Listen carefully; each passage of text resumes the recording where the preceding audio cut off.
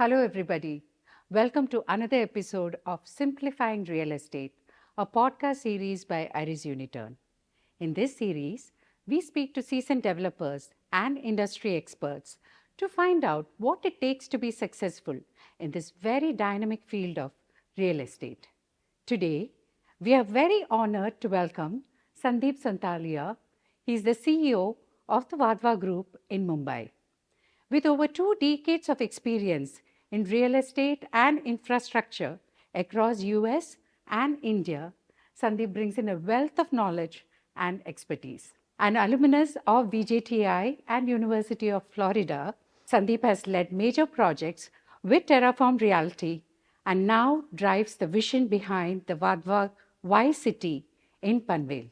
Beyond his professional expertise, he's also deeply inspired by the teachings of the Bhagavad Gita, which guides his leadership and approach to life.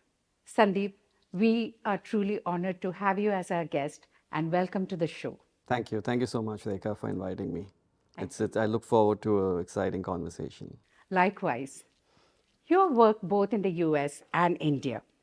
How has your experience working abroad shaped the way you drive projects in India, especially in Mumbai?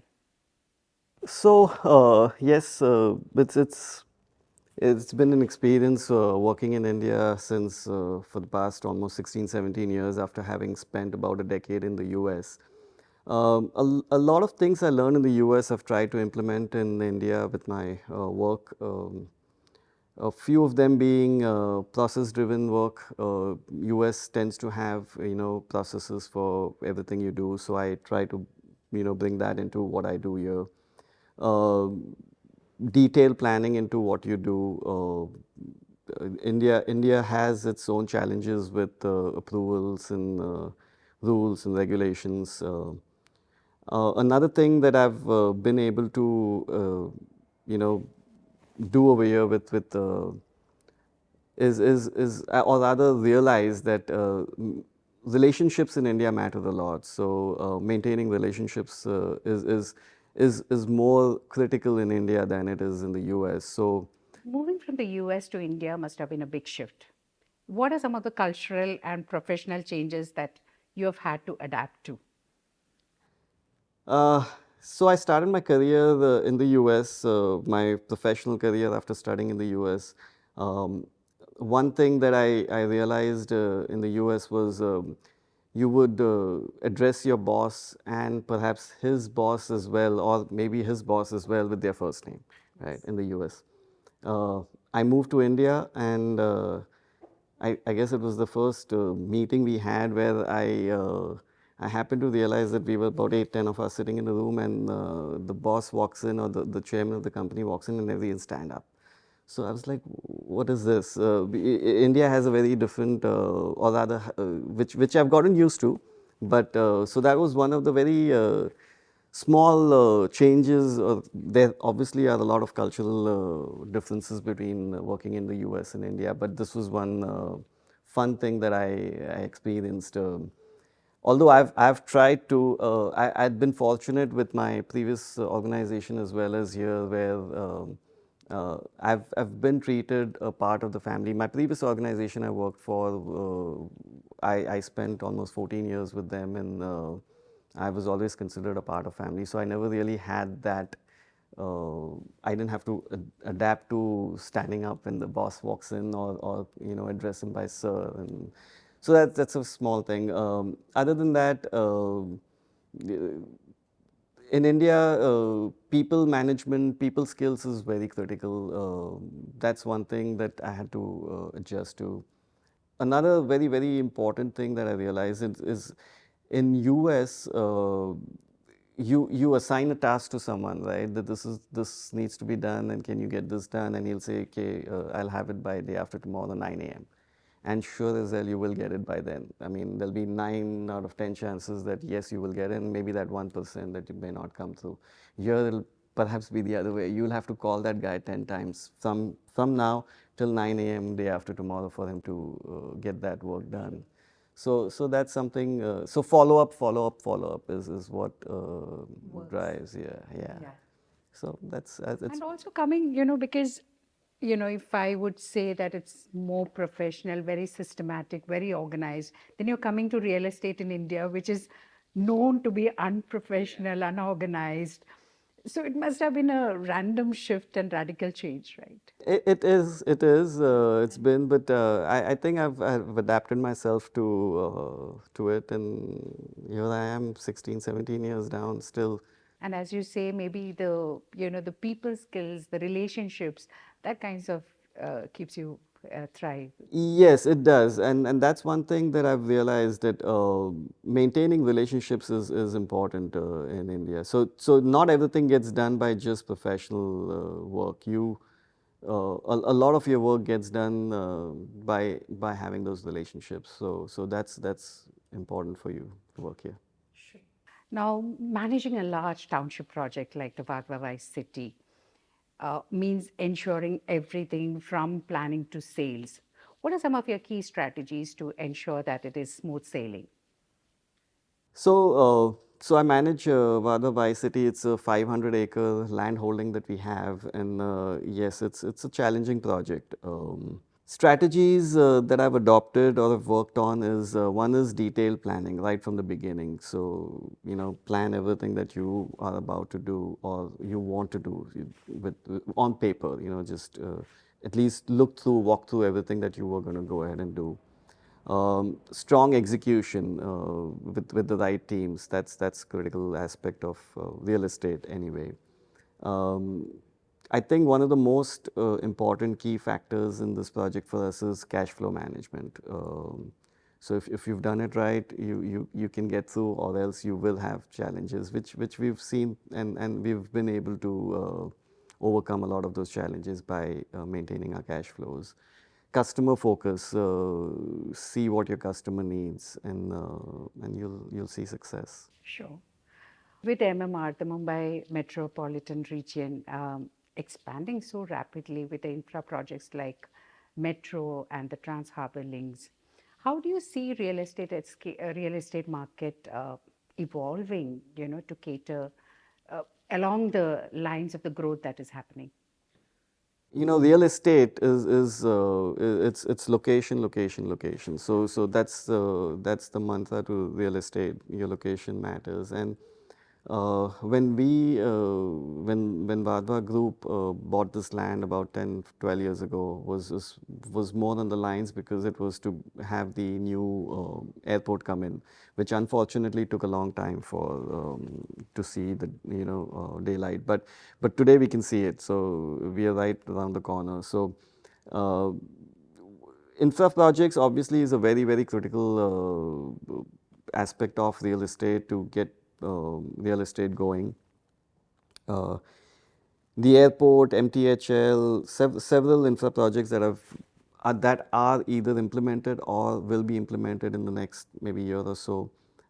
We see a lot of traction because of that in our project, as well as the Panvel region, the I guess Mumbai 3.0 is what we've been calling it, that region. So uh, we can see property prices going up. You will see a lot more investors we had a lot of investors earlier who had bought in, and they can start seeing their returns coming in, with people moving in, livability coming up. So I see furthermore investors coming in as well, the end users, people who are now, at one point they thought that this is too far to live and how would you commute to work. But now with the suburban railway starting this year end, airport coming in, connectivity being big, just increasing, I feel property prices go up, livability will increase. You'll see a lot more. I keep saying, people who ask me, what do you think about Panvel as a region or your project, right? One example that I give them is, think of what Thane was 10 years ago. That is what Panvel is today. And today, Thane is like a bustling metropolis in a way, right? Any and everything you see out there. So uh, I don't think Panvel will take 10 years to reach there. It's probably going to be in the next 4 to 5 years that we'll reach there. So it's infrastructure projects matter a lot on real estate. Great. Tell me a little bit more about the township developments. What are some of the USPs? So the biggest USP that we have and we take pride in is our location. We sit right at the bottom of the Mathiran Prabalmachi hills, and we are surrounded by almost 53,000 acres of lush green forest and eco-sensitive zone, where you'll never see any development come in. So today in the city of Mumbai, right? You buy a house today, you get possession few years down the line, and then perhaps a few years beyond that, you'll have another tower standing in. You would have thought of having a particular view, and now it's gone. Our township, we take pride that you'll never have that to go through. So we all you see is the waterfalls and the mountains. So that's one uh, USP that we have in our project. Besides that, we have the suburban railway that cuts across our property. So we actually can have people walk to a railway station from our towers, which again is a very big USP for the mid-affordable segment for people to commute to work, because as trains in Mumbai are the lifeline. So besides that, what we have done is in this township, we've also maintained low density, low rise houses. We've got bungalows, villas, plotted development, which is not available in the other townships nearby. So that adds on to the USP of our project. Wonderful, wonderful. So Wadhwa city offers beautiful mountain views and green environment. But how do you also kind of cater to the urban needs of modern living while preserving nature?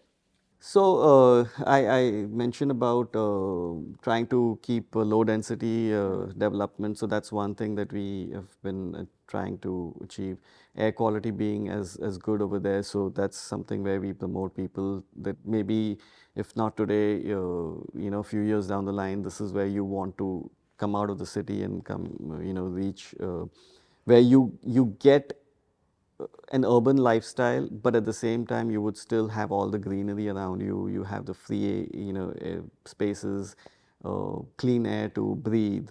We've tried to. So we've got one cluster which has towers, but other than that, and we've tried to keep our green spaces as much as possible, distributed within the clusters. So any and every person who comes there has open areas to reach out to. Sustainability, we try to use materials which are more eco-friendly as much as we can. It's not the easiest to do, but we've been trying to do that. So that helps on to the trying to connect, with nature and the urban lifestyle. Tell me about your experience working with Aries Unitern and what value has it added to your projects? This Unitern has been quite instrumental in Wadhwa City project, if you will. Their mantra of MMM, money, material, and management. I believe we've been able to use all three services. Money, they've helped us in raising some finances. Materials, we keep constantly purchasing a lot of materials from them.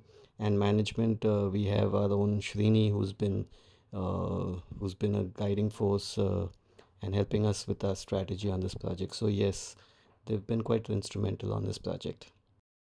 As someone with 2 decades of experience, how do you think the buyer preferences have changed, especially post the pandemic? A lot, a lot. So pandemic taught us all a lot. Whether real estate is a side part of it, but um, so we all realize the importance of health, of our family in life, right? What we have seen in real estate after pandemic is we've had obviously a demand for larger homes. People want to stay home, or employers have realized that for getting work done and to get efficiency, you don't necessarily have to reach to a workspace, right? You could still work from home, and that's become a norm.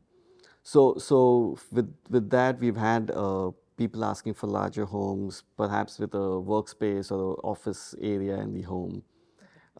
People have realized the importance of open air, greenery, amenities, which in a way naturally benefited us. So we've got low-rise homes, townhomes, bungalows, where we have provided such study rooms and with some open areas. Another thing is earlier people, you and I, if you were to look for a residential apartment, you would try to see where is my grocery store, where would I get my veggies and medical supplies and stuff. Uh, Post pandemic, and perhaps not just because of pandemic, but what has happened, you've seen the Swiggies and the Zomatos and the Zeptos of the world come in, right? So online buying has become such a it's just become a norm. So it's not so much so where you have to have an apartment where you get everything just below your apartment or walking distance away. So that's another thing that I've seen with respect to changes post COVID. Sure. What advice would you give to young professionals who are looking to build a career in real estate and construction? I feel I'm young yet, so Yes, of course. Of course. so too young to give advice, but a few things that I've learned along my career is one is you have to get your feet wet. Uh, do not think that you could sit in office and get everything done, especially in civil engineering, construction, real estate field. I've seen engineers walk out of college and wanting to go work for consultancy firms. I feel that's not the apt choice right out of college. You should, get out, get to the site, do actual work at site, and see how things get done. Do that for a few years, maybe 5 6 years, and then move on to if consulting life, if you want to think long term. Uh, Today it's just you start off one place and the next door employer wants to offer you a pay rise, and people are just every few years they're jumping jobs. I think that's not the right approach. Give some time to what you're doing to learn. Give time to your family as well. Working is not all you need to do, which is my personal mantra. I don't know if everyone believes in it, but I do. Um, so yeah, just be honest. That's another thing, and maintain relationships. Relationships count a lot. You won't realize it today, but down the line in your career, you would. So, like, network is your net worth. It is. It is. I agree. I know. True. Sandeep, we know that Bhagavad Gita has been a source of deep personal inspiration for you. How do you apply its lessons to your daily life, and how has it inspired you? Yes, Bhagavad Gita has inspired me a lot in my life. I'll come to the daily life later. With respect to work, I believe there's just one learning, perhaps there are hundreds, but one that I've adapted to and I try to bring it to my work from the Bhagavad Gita is, you know, focus on your work, not on the results. There's a famous shloka which most people know of. It talks about uh, keep doing your duties and your work. The results will follow, and you don't have any right on the results of what you do. So that's, I believe it's 2.47 of the Bhagavad Gita. I do not remember the shloka perfectly, but it says karma nidhikari varaste. So I don't know it perfectly, so I wouldn't say it. But that's one thing that I believe in when it comes to work. With my daily life teachings of Bhagavad Gita, my Guru Maharaj he says that there are two things that you should do. One is Shravanam, the other one is Kirtanam. Shravanam is what you hear, is what you hear through your ears, and Kirtanam is what you speak from your mouth.